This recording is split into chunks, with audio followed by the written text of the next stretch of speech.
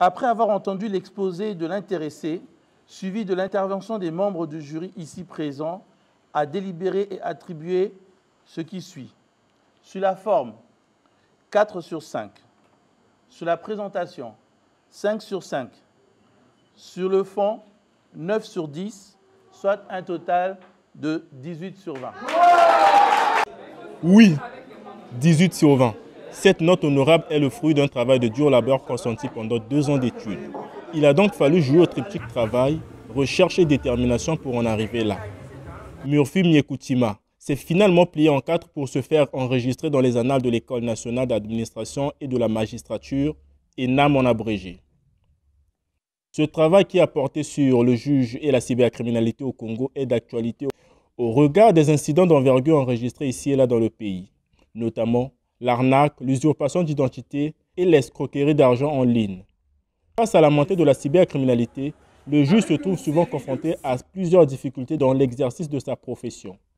Le juge est désormais face à un espace dont il ne peut ignorer. D'autant plus que de nombreuses infractions peuvent y voir le jour.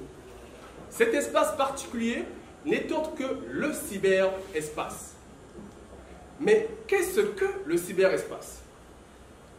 Le cyberespace peut être défini comme un espace sans frontières, sans gouvernement et sans limite géographique, constitué de machines de traitement d'informations interconnectées entre elles.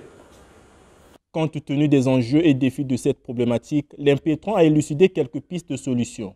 Pour protéger la société des agissements cybercriminels, la justice pénale congolaise doit bâtir une démarche sur la politique criminelle prévisionnelle, adaptée aux mécanismes mis à la disposition du juge congolais, à savoir l'incrimination pénale, la responsabilité pénale, les sanctions pénales et procédures pénales, au service de la répression pénale de la cybercriminalité. Du reste, cette nouvelle démarche préfigure-t-elle le surgissement des premières grandes options de cyberpolitique criminelle? Gage de la complétude du traitement de la cybercriminalité devant le juge congolais.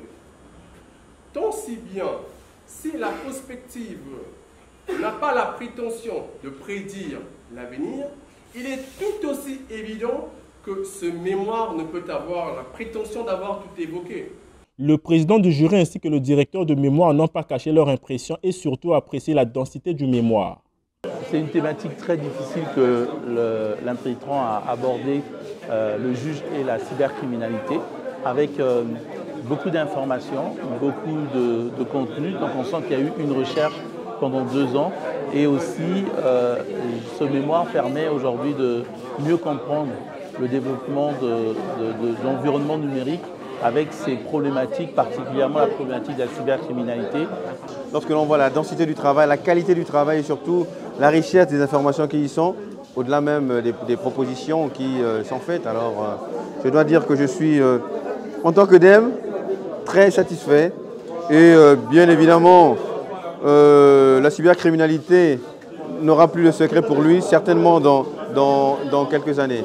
Pour lier l'utile à l'agréable, Murphy Myekutima, qui a brillamment soutenu et défendu son mémoire avec appréciation du jury ainsi que les ovations du public, a offert un cocktail aux siens dans un hôtel de la place.